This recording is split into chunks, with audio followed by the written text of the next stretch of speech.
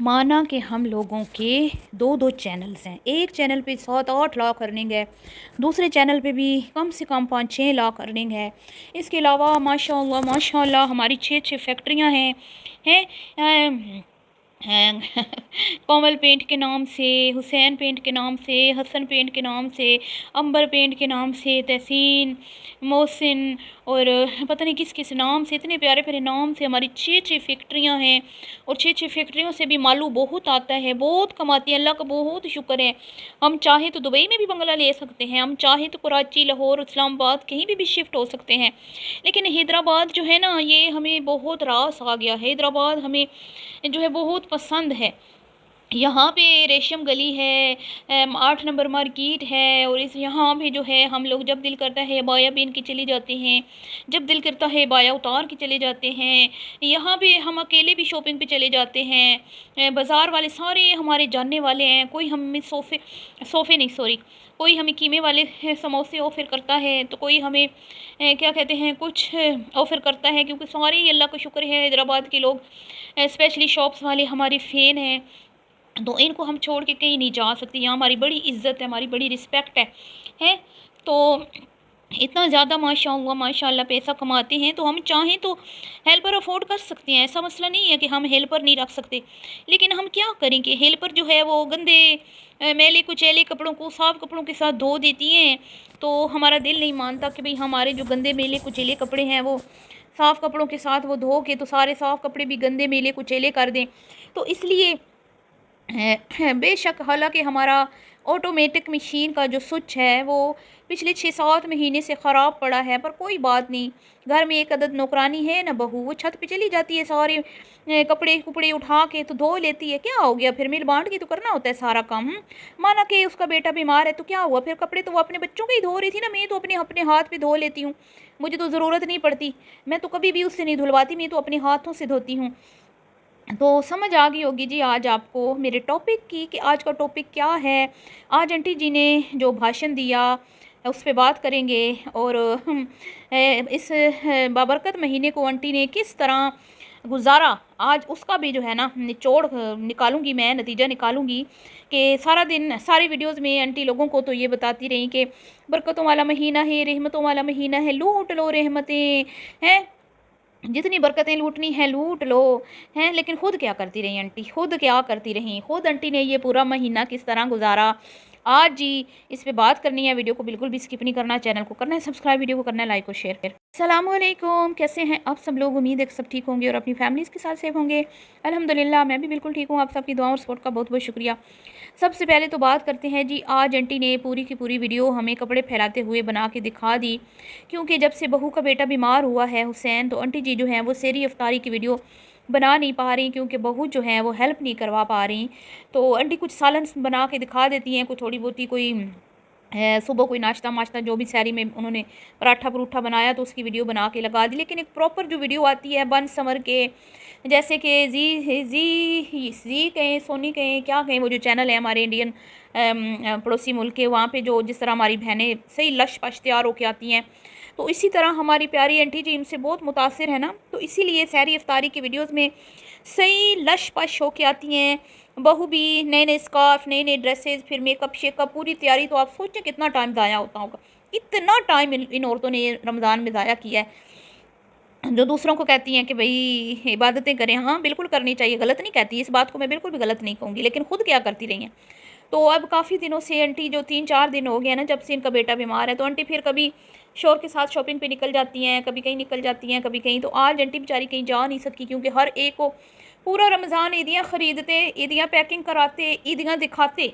अच्छा, एक ईदी एक बंदी ने दिखाई, फिर वो ईद अगली बंदी तक गई, फिर उस बंदी ने ईद दिखाई, मतलब पूरा महीना ईदियाँ देते दिलाते दिखाते।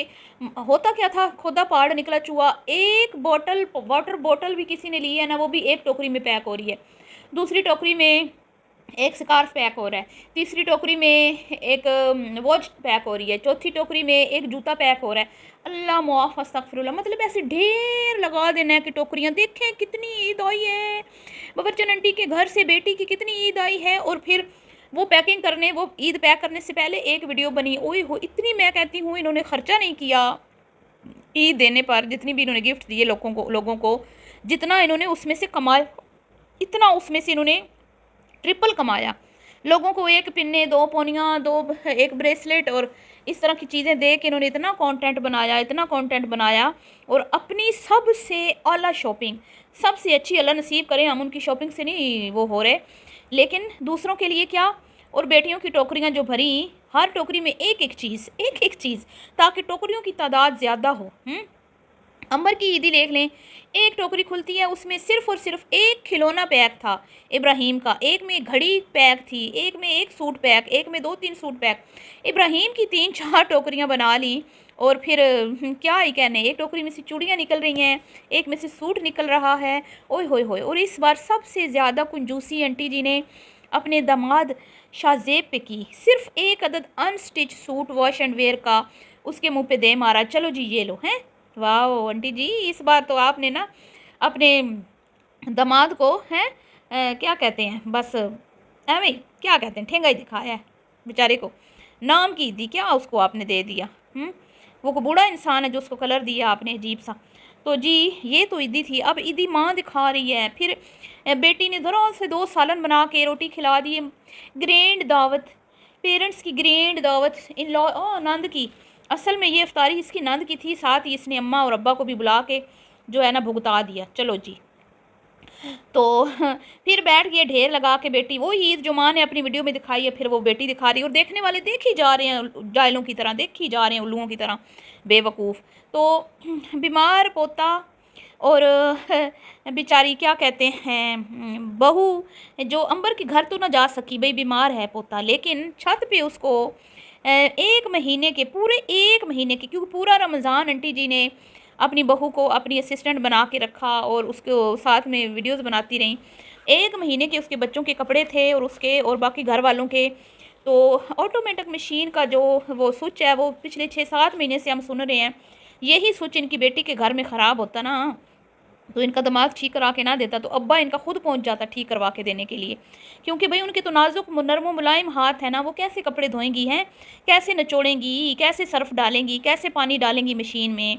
उनके तो छोटे छोटे बच्चे हैं ना, पर बहू तो बहू है ना, है। तो वो जी ऊपर जाती है कपड़े धोने, पूरा दिन पूरी रात, पता दिन में दिन था, ये रात थी वल्लाह दिन था, उसकी उधर लग जाती है। बीमार उसका बेटा और आंटी जी साथ में खूब तड़का लगा रही हैं। भाई मैं तो अपने हाथ से अपने कपड़े धोती हूँ, मेरे कपड़े नहीं धोने गई मेरी बहू। बाद में ये मत कहना कि मेरे कपड़े धोने गई है। मैं तो जब नहाती हूँ ना, तो साथ ही अपने सूट धो देती हूँ, क्योंकि मेरे सूट बड़े होते हैं कीमती। कोई किशोर बाजी ने मुझे ब्रांड के भेजे हैं, कोई मेरे छोटे बेटे ने, आपको पता है कितनी उसकी अच्छी चॉइस है, महंगी महंगी सूट मुझे लेके देते हैं। ऊपर से मेरे हस्बैंड आपको पता है मुझे कितना प्यार करते हैं, तो वो मुझे महंगे से महंगा सूट लेके देते हैं। तो कुमकुम की तरह मेरे सस्ते सूट नहीं होते कि मैं मशीन में धो लूँ, तो मैं तो अपने नहाते हुए साथ ही अपना ना हल्का सा सर्फ अच्छे वाला डाल के ना उधर ही धो देती हूँ, छाँव में फैला देती हूँ, धूप में मेरे कपड़ों के रंग उड़ जाते हैं। तो बस ये तो जो बेड शीटें थी कुछ और बच्चों के कपड़े थे, बस यही कोई सास ससुर के थे, कोई 20-25 सूट और कोई 20-25 सूट थे वो तहसीन के, बस और कुछ भी नहीं। कोई 25-30 सूट क्या कहते हैं मोहसिन के थे, तो कोई नहीं थे, इतने कपड़े कोई नहीं थे। तो लोग कहते हैं कि भाई हेल्पर रख लें, इतना पैसा कमाती हैं, 6 फैक्ट्रियाँ हैं, इतनी अर्निंग है, तो हाँ बिल्कुल रख सकते हैं, पर क्या करें ना, वो गंदे मेले कपड़े फिर इकट्ठे धो देती हैं, तो बहू किस दिन फिर काम आएगी। तो हमने भी तो अपनी ज़िंदगी में इतना काम किया, इतनी मेहनतें की, इतनी, इसको तो मैं काम नहीं करने देती थी जब इसके बच्चे छोटे थे। ये तो अभी बच्चे जवान हुए हैं ना इसके, ये तो अब स्कूल जाते हैं, कॉलेज जाते हैं, तो फिर मैं इसको कहती हूँ कि भाई अब तुम धो लो, मेरी बूढ़ी हड्डियों में जान नहीं बची हैं। तो बस मेरे पोते के लिए आपने बड़ी दुआएं करनी है। जब मैं बाज़ार जाती हूँ ना, तो मुझे याद नहीं रहता मेरा पोता बीमार है, फिर मैं बिल्कुल भी नहीं रोती।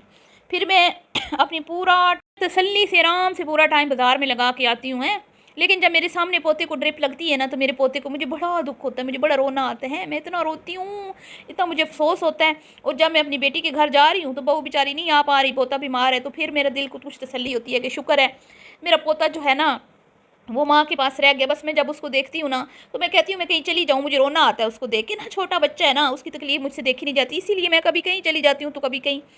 तो आजकल फिर अफ्तारी सहरी नहीं बना पा रहे ना, आपको पता है। फिर कुमकुम बेचारी जो है वो एक तो कपड़े धोने थे, पूरा 1 महीने से ज़्यादा पड़े हुए थे, आपको पता है। पहले मैं पिंडी इस्लामाबाद घूमने चली गई, मुल्तान घूमने चली गई, फिर वो आते ही रमज़ान शुरू हो गया, तो कुमकुम की तो बुकिंग थी ना मेरे साथ, तो वो नहीं धो सकी कपड़े बेचारी।